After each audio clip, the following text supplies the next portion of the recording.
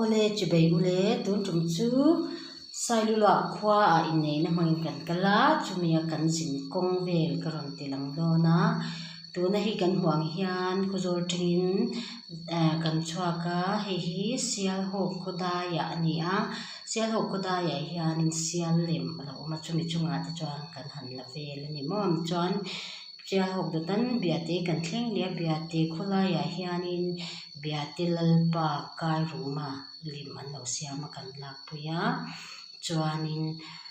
hi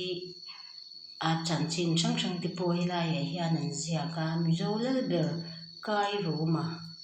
tia kai ruma nge kaya kai ruma ka hre chia lo chuan biate tengin lungdar kan kal le lungdar kan lu ma in an khodaya hian hi lungwan do an tia asang lutuka athliak tuwa athliaka khian kan thuwa apung aniang chu chuan hi art and culture department te po in an hum hal ani a man lai mizo thil hlui lungwan do mo lungsang em mai kha ingtin nge ni ka tiang sang kha alo om the ni an cher an ti doi la chira hau tak do do puisi mo chungle a chuan hi sailula kholu ma luka hianin tuikhur chunga hianin hi pu chuburan mong ping khwa no pang hote mong aver saklai lem hi an lo siam le a hengvel hi thate kan han lak pui le ta ni mo tiang hian thilui sang sang lom deu deu mo tur tam om no la hi sailulawa khwa a jing cho kan ia darsom pani don nei to a ania chuan in khom turin kan siama hi kan in khom tur in chi ti po hi kan tilang ve re nga heng hi khuzol lam pang atanga kalte kan ni a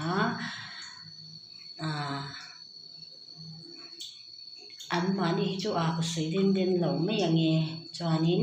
in nei na ni mom tak kan lu manga chuan ni biak in chunga hi in nei na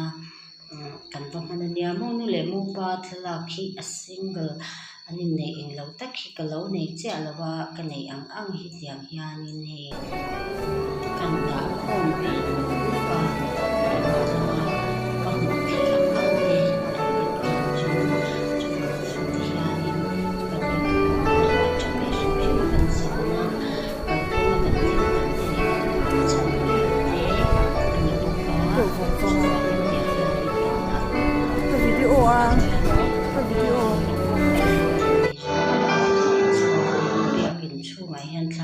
pui hi khuzol atangkal ho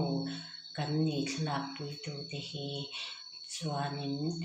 kan hun limom tak kan pamangani kha kan sei du ani